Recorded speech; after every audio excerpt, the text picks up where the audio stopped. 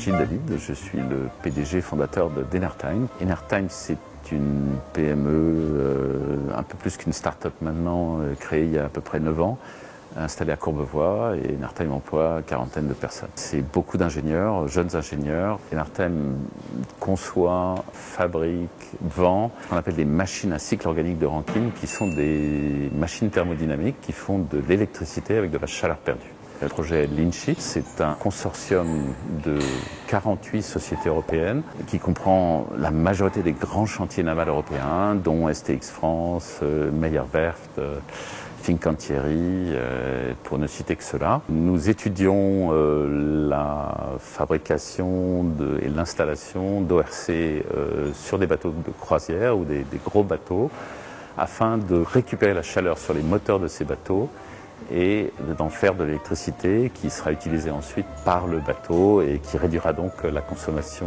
de fuel du bateau ainsi alimenté.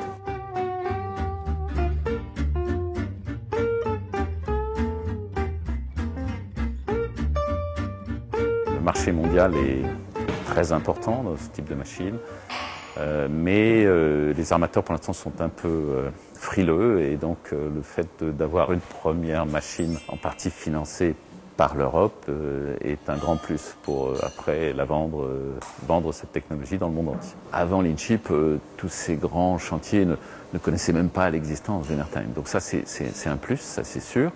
Deuxièmement, le fait d'être sélectionné par l'Europe, c'est quand même une marque de qualité à l'international, parce que vous êtes finalement vous êtes un peu sorti du lot, de votre lot national pour être porté à l'international et en tout cas sur le marché européen. Et puis, toute la publicité que nous pouvons faire, nous, autour de ce projet, nous permet de capturer en fait des nouveaux clients potentiels un peu partout dans le monde. Le marché français ne peut pas représenter pour nous un marché suffisant pour se développer ou même pour exister. Donc tout ce qui nous permet, nous, d'être plus visibles à l'international est extrêmement utile.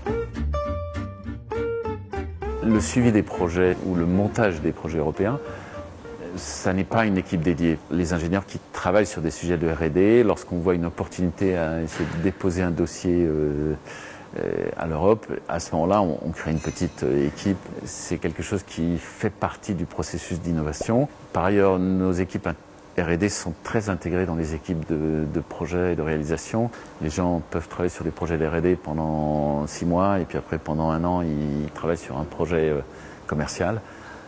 Pour qu'au niveau de la société, la compétence se diffuse mieux et plus vite, et que finalement, on garde un avantage technologique par rapport à nos concurrents.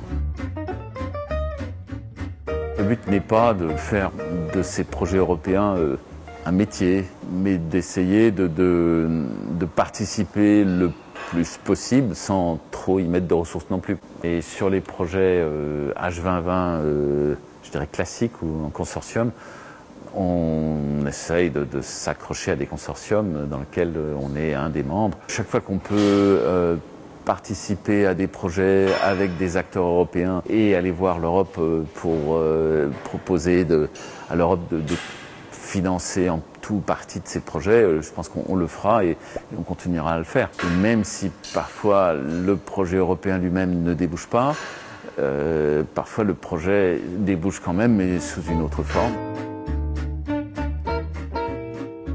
Alors un conseil pour toutes les sociétés françaises ou les labos qui veulent travailler sur des projets européens, réseauter.